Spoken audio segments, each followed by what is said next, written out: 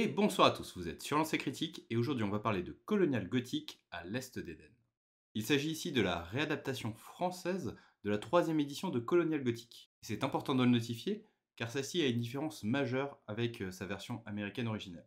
En effet, dans cette édition de Colonial Gothic, on va jouer en 1750, mais plus précisément, on va jouer à Québec, donc dans l'Amérique du Nord, en tant que membre de la Compagnie des Sans Associés. On est donc dans un univers qui est assez méconnu et pourtant très intéressant. Nous sommes en pleine guerre entre les Anglais et les Français. Nous avons également différents peuples indiens qui ont des connexions avec un côté ou l'autre, et surtout tout un tas de colons qui vont essayer de refaire leur vie dans les différents endroits des nouvelles colonies. Mais donc plus précisément, on va jouer des membres de la Compagnie des Sans Associés. Ces derniers, sous la couverture de marchands, sont en fait une compagnie secrète aux ordres de Louis XV, qui a pour but de faire des recherches sur tout ce qui pourrait être ésotérique et magique sur le nouveau continent.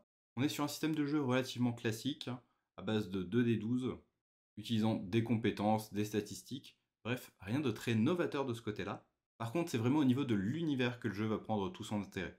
Les parties de Colonial Gothic ont une notion de voyage. Le voyage est difficile, le climat est rude, les dangers sont nombreux et méconnus, et on est surtout sur une terre pleine de superstitions. Si on suit strictement le livre, le fantastique est extrêmement présent dans le jeu. Et j'avoue pour ma part préférer laisser une part de doute. Certains scénarios sont clairement surnaturels, mais d'autres ne le sont clairement pas. Ça peut même faire douter de nos propres alliés, mais surtout de ceux d'en face. J'ai souvent tendance à appeler Colonial Gothic précédemment dans Deadland. Et finalement, ça ressemble beaucoup à la façon dont je vais le jouer. À la différence de Deadland, cependant, on peut avoir une dose de politique beaucoup plus importante. Les voyages vont être beaucoup plus au centre de l'histoire. Et on ne va pas vraiment jouer des personnages notables, fameux et incroyables, même si nous sommes quand même des personnes adéquates pour la tâche qui leur est donnée.